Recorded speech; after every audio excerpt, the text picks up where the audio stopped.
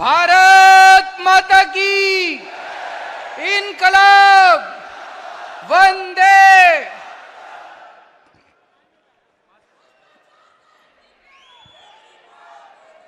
दिल्ली के कोने कोने से आए हुए इतनी भारी संख्या में आम आदमी पार्टी के सभी कार्यकर्ताओं को, सभी पदाधिकारियों को मैं नमस्कार करता हूं। सबको मेरा प्रणाम। बात शुरू करने के पहले वहां पे मैंने अभी देखा डीटीसी के कुछ पेंशन वाले खड़े हुए थे। जरा से खड़े हो जाओ आप लोग। मैंने अभी देखा आप अपना वो लहरा रहे थे। मैं आप सभी बुजुर्गों को, आपके बेटे के समान हूं मैं। आप सभी बुजुर्गों को मैं भरोसा, चिट्ठी की जरूरत ही नहीं है जी, मैं हूं ना, मेरे पे भरोसा रखो, चिट्ठी की जरूरत नहीं है।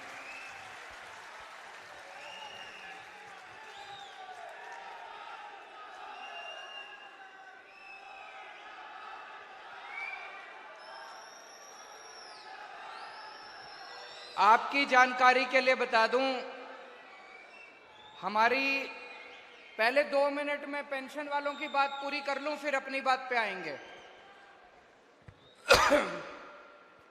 डीटीसी के जो पेंशन लेने वाले लोग हैं वो सब बुजुर्ग हैं, रिटायर्ड लोग हैं, उनको पेंशन मिलती है। हमारी सरकार बनने के पहले आप लोगों को पेंशन नहीं देते थे। ये लोग खूब तंग करते थे, कहते थे फंड बनाओ, डीटीसी देगी। डीटीसी तो घाटे में चल रही है, कहां से पेंशन देगी। हमारी सरकार आने के बाद हमने तय किया कि दिल्ली सरकार डीटीसी को पैसा देगी और दिल्ली सरकार के पैसे से डीटीसी पेंशन देगी। और जब से हमारी सरकार बनी, ईमानदारी से बता देना, 2015 से आज तक आपको टाइम पे पेंशन मिल रही थी।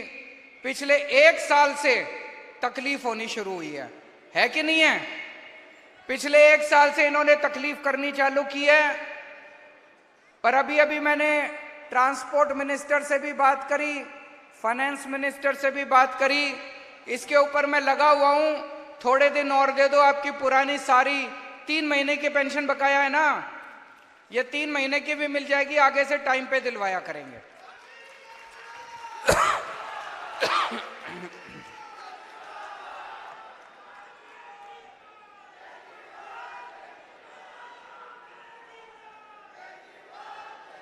अब जितने कार्यकर्ता आए हुए हैं, पदाधिकारी आए हुए हैं, सबसे पहले मैं आप सब लोगों को बधाई देना चाहता हूं कि आप सब लोग दुनिया की सबसे तेजी से बढ़ती हुई पार्टी का हिस्सा हैं।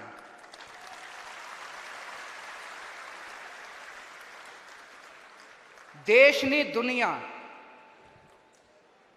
पूरी दुनिया में आज तक कोई ऐसी पार्टी नहीं हुई जिसने इतनी तेजी से तरक्की करी हो, इतनी तेजी से तरक्की करी हो। मुझे लगता है हमें Guinness book of world record वालों से पूछना चाहिए, भाई जरा पता करके बताओ कोई, नहीं तो हमारा नाम लिख दो उसके अंदर। कल भी मैं कह रहा था, मैं अपने काउंसलर से कल रात को मिला था, कि एक एमएलए बनने के लिए, एक काउंसलर बनने के लिए लोगों की जिंदगी बीत जाती है, चप्पलें घिस जाती है, जूते घिस जाते हैं कि नहीं है, एक एमएलए बनने के लिए, एक काउंसलर बनने के लिए। और ये एक पार्टी, छोटी सी पार्टी 10 साल पहले बनी थी। पहले दिल्ली में सरकार बन गई भारी बहुमत से, कांग्रेस की 0, बीजेपी की 3, आम आदमी पार्टी की 67 सीट। छोटी सी पार्टी, 1 साल पुरानी पार्टी। फिर पंजाब में सरकार बन गई भारी बहुमत से, 117 में से 92 सीट। फिर गुजरात में इनके गढ़ के अंदर जाके 14% वोट लेके आए, 5 एमएलए बना के लेके आए हैं। और मेरे को पूरा विश्वास है गुजरात में अगली सरकार आम आदमी पार्टी की सरकार बनेगी, देख लेना। फिर गोवा गए, गोवा में 2 एमएलए बन गए हमारे दोस्तों। जितनी, और अब राष्ट्रीय पार्टी का दर्जा आपकी पार्टी को मिला है। पूरे देश में तीसरे नंबर पे आ गए। कहने को तो 1350 पार्टियां हैं अपने देश में, रजिस्टर्ड पार्टियां 1350। हम 1350 पार्टियों को पीछे छोड़ के आज बस बीजेपी, कांग्रेस, आम आदमी पार्टी तीसरे नंबर की सबसे बड़ी पार्टी है। और जितनी तेजी से बढ़ रही है, मेरा दिल कहता है कि एक दिन कांग्रेस और बीजेपी को भी पीछे छोड़ के देश के ऊपर आम आदमी पार्टी का राज होगा। तो बहुत तेजी से आम आदमी पार्टी बढ़ रही है, तो जाहिर तौर पे आपके खिलाफ बड़े बड़े षड्यंत्र रचे जाएंगे। इन लोगों को यह लगने लग गया मोदी जी को, बीजेपी को, अब ये साफ हो गया 2014 में हार गए विधानसभा चुनाव, 2015 में हार गए विधानसभा चुनाव, 2020 में हार गए विधानसभा चुनाव, फिर अभी एमसीडी का चुनाव हार गए। तो अब इनको ये तो पक्का हो गया भाई दिल्ली में आम आदमी पार्टी से जीत नहीं सकते, ये पक्का है। दिल्ली में ये कुछ भी कर लें, कुछ भी कर लें, दिल्ली में आम आदमी पार्टी से ये जीत नहीं सकते। तो अब इन्होंने एक षड्यंत्र रचाया है, शराब घोटाला। मैं आपसे पूछना चाहता हूं, शराब घोटाला दिल्ली में हो रहा है, गुजरात में हो रहा है। गुजरात में कितने लोग मर गए जहरीली शराब पी के, रोज सुनने में आता है 100 लोग मर गए, 50 लोग मर गए, 150 लोग। घोटाला तो वहां हो रहा है, यहां कौन सा घोटाला हो रहा है? कह रहे शराब घोटाला हो गया, शराब घोटाला हो गया। अभी अखबारों में पढ़ रहा था हरियाणा में इतना बड़ा शराब घोटाला हो गया, दिल्ली में कौन सा शराब घोटाला हो गया? अभी जब सुप्रीम कोर्ट में सुनवाई हुई शराब घोटाले की, जज बार बार पूछ रहा है सीबीआई वालों से, एक तो सबूत दे दो, एक तो सबूत दे दो। कोई तो सबूत, कोई सबूत नहीं सीबीआई के पास, कोई सबूत नहीं ईडी के पास। जज बार बार कह रहा है 2 मिनट नहीं टिकेगा तुम्हारा केस। ये शराब घोटाला है। और एक फर्जी शराब घोटाला बना के उन्होंने हमारे संजय सिंह जी को गिरफ्तार कर लिया, सत्येंद्र जैन को गिरफ्तार कर लिया, मनीष सिसोदिया को गिरफ्तार कर लिया, विजय नायर को गिरफ्तार कर लिया, अब ये मुझे गिरफ्तार करने जा रहे हैं। तो इनका मकसद ये है कि किसी भी तरह से आम आदमी पार्टी के टॉप के नेतृत्व को गिरफ्तार करके आम आदमी पार्टी को और सरकार को तितर बितर कर दिया जाए। इस तरह से नरेंद्र मोदी जी दिल्ली के अंदर अपनी सरकार बनाना चाहते हैं। उनको पता है चुनाव में नहीं हरा सकते, उनको पता है। मैं उनको कहना चाहता हूं केजरीवाल को चाहे जेल में डाल दो, जेल से भी जीत जाएगी आम आदमी पार्टी की सरकार। मैं नरेंद्र मोदी जी को कहना चाहता हूं, मोदी जी इस जन्म में तो आप हमको नहीं हरा सकते दिल्ली के अंदर आम आदमी पार्टी को। आपको दूसरा जन्म लेना पड़ेगा, इस जन्म में तो नहीं हरा सकते आप आम आदमी पार्टी को दिल्ली में।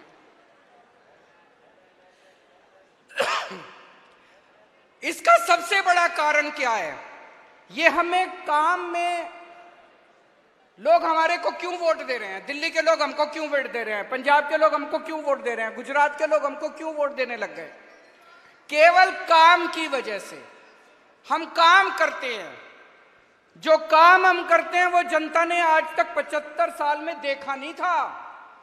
जो काम हमने पहली बार सरकारी स्कूलों को चमका दिया, कभी किसी ने शिक्षा की बात ही नहीं करी राजनीति के अंदर, कभी किसी ने कहा ही नहीं कि हमको वोट दे दो, हम आपके स्कूल बनवा देंगे, कभी किसी ने कहा ही नहीं हमको वोट दे दो, हम आपके इलाज का इंतजाम कर देंगे।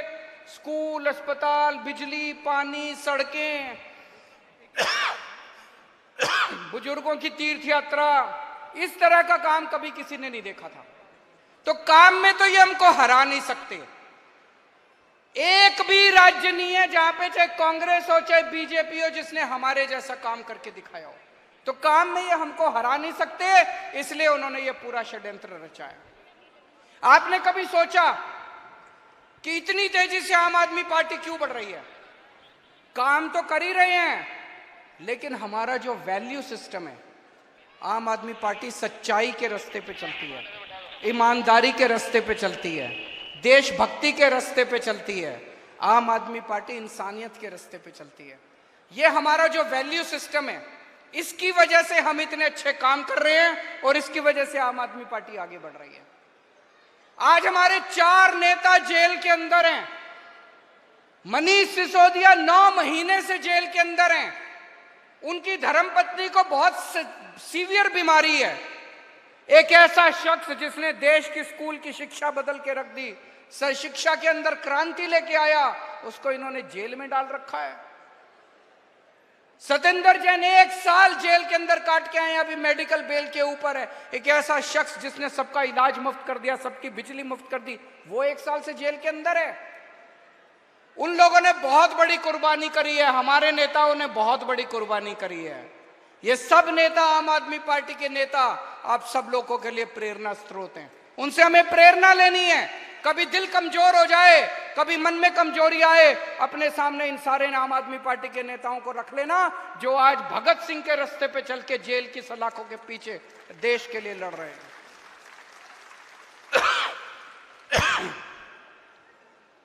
क्या नरेंद्र मोदी जी ईमानदार हैं? क्या नरेंद्र मोदी जी भ्रष्टाचार के खिलाफ हैं?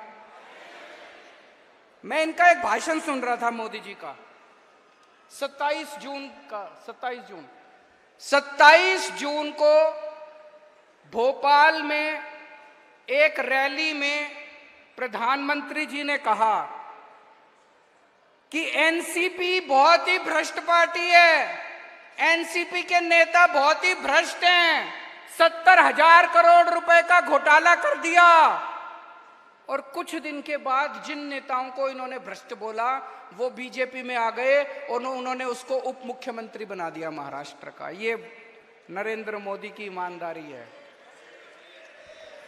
इन्होंने वेस्ट बंगाल, पश्चिम बंगाल के अंदर एक नेता था शुवेंदु अधिकारी, टीएमसी का, धो धो के इन्होंने गालियां दी। उसका नाम शारदा स्कैम में आया, उसका नाम Sharda chit fund scam, Narada scam, पता नहीं किस किस स्कैम में आया। वो बीजेपी में आ गया, उसके सारे स्कैम पाप धुल गए। बीजेपी में आने के बाद सारे पाप धुल गए। असम के अंदर जो अभी मुख्यमंत्री है, उसके खिलाफ बीजेपी ने पानी पी पी के उसको गालियां दी, उसको भ्रष्ट बोला और बोले इसको जेल भेजेंगे। बीजेपी में आ गया, उसको अपना मुख्यमंत्री बना दिया। ये नरेंद्र मोदी की ईमानदारी है। इनका अपना कोई भ्रष्टाचार करे, उसके खिलाफ कोई एक्शन नहीं लेते। कर्नाटक में इनकी सरकार थी, कहते थे 40% कमीशन वाली सरकार है, कि हर काम में 40% कमीशन खाती है। एक आदमी, एक बीजेपी का नेता कर्नाटक में जेल नहीं गया इनका। गुजरात में रोज इतने करप्शन हो रहे हैं, इतने घोटाले हो रहे हैं, एक आदमी जेल नहीं जाता इनका। रोज सुनते हैं कि अडानी को इन्होंने थोक के भाव सारा देश बेच दिया, कोई एक्शन नहीं होता इनका।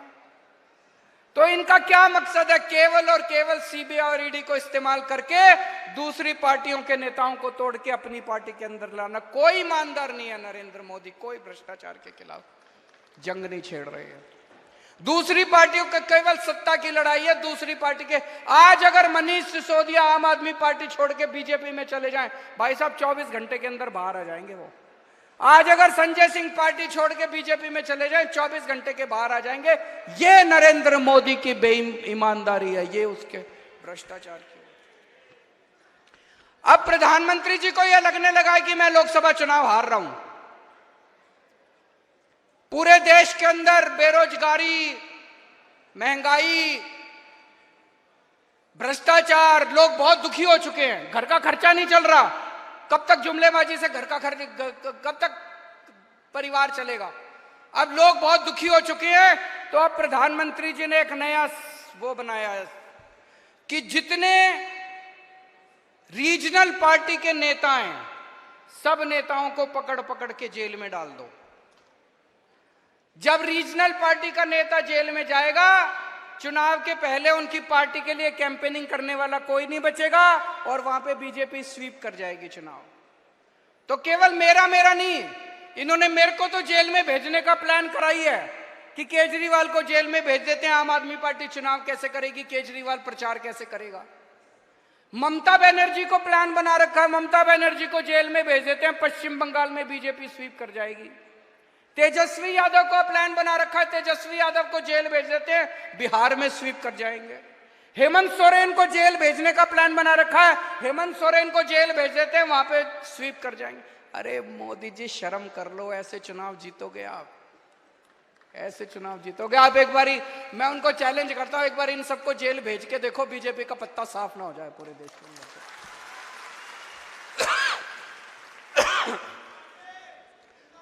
हम लोग जेल जाने से नहीं डरते, जेल हमारे लिए भूषण है। एक क्रांतिकारी के लिए जेल भूषण होती है। हम लोगों को जेल का कोई डर नहीं है। मैं जेल एक बारी 15 दिन रह के आया था, अंदर ठीक ठाक इंतजाम होता है। आप भी कभी जेल जाओ तो चिंता मत करना। अगर भगत सिंह इतने दिन जेल रह सकते हैं, मनीष सिसोदिया 9 महीने जेल रह सकता है, सतिंदर जैन 1 साल जेल रह सकता है, तो मेरे को जाने में क्या दिक्कत है? मैं भी चला जाऊंगा, मेरे को जेल जाने का फर्क नहीं पड़ता। लेकिन हमारे सामने प्रश्न है और हमें सत्ता का लालच नहीं है। 49 दिन के बाद इस्तीफा दिया था, कोई अपनी चौकीदार की नौकरी से इस्तीफा नहीं देता। किसी ने मेरे से इस्तीफा मांगा नहीं था 49 दिन के बाद। मुझे लगता है दुनिया का पहला मुख्यमंत्री हूं जिसने अपनी मर्जी से 49 दिन के बाद इस्तीफा दे दिया था। इस्तीफा मैं अपने जूते की नोक पे लेके चलता हूं, मेरे को कोई मुख्यमंत्री की कुर्सी का लालच नहीं है। लेकिन हमें यह देखना है इनका ये जो षड्यंत्र है, इस षड्यंत्र के अंदर अपने को नहीं फंसना। तो मुझे इस्तीफा देना चाहिए या मुझे जेल से सरकार चलानी चाहिए, इस बारे में मैं अलग अलग लोगों से सबसे चर्चा कर रहा हूं। इस बारे में मैंने अपने सारे विधायकों से भी चर्चा की थी, फिर सारे काउंसलर से चर्चा की, आज मैंने सारे वॉलंटियर्स के साथ चर्चा की है और अब आप लोगों की जिम्मेदारी लगा रहा हूं मैं। दिल्ली की जनता ने हमें बहुत प्यार दिया है, हम दिल्ली की जनता की मर्जी के बिना कुछ नहीं करेंगे। जो दिल्ली की जनता कहेगी हम वही करेंगे, है कि नहीं है? तो अब आप लोगों को दिल्ली में घर घर जाना है, घर घर जाके जनता से पूछना है क्या करना चाहिए, नुक्कड़ सभा करनी है। जैसे आपको याद है जब सबसे पहले हमारी सरकार बनी थी 28 सीट आई थी, हमें कांग्रेस से समर्थन लेना है कि नहीं लेना, हमने जनता से पूछा था, जनता ने कहा ले लो, हमने ले लिया। अभी ये भी एक वैसा ही, हम दोराहे के ऊपर खड़े हैं, पार्टी दोराहे के ऊपर खड़ी है। आप लोगों को घर घर जाना, जाएंगे सब लोग, समय देना पड़ेगा, मेहनत करनी पड़ेगी। अगले 10 से 15 दिन के अंदर हमें पूरी दिल्ली छान मारनी है, घर घर में जाना है, जनता से पूछना है कि क्या इस्तीफा देना चाहिए या जेल से सरकार चलानी चाहिए। जो जनता कहेगी, जनता का हुक्म हमारे सर माथे पर। और एक बात, आज से ये सोच लेना कि लोकसभा के चुनाव का प्रचार शुरू हो गया। यही लोकसभा के चुनाव का प्रचार है। एक एक घर में जाके इनकी बीजेपी की और नरेंद्र मोदी की पोल खोलनी है आपको, एक एक घर में जाके नुक्कड़ सभाएं करनी है, उनके अंदर इनकी पोल खोलनी है। मैं जेल के अंदर रहूं या जेल के बाहर रहूं, इस बार दिल्ली की एक भी सीट लोकसभा की बीजेपी को नहीं आनी चाहिए।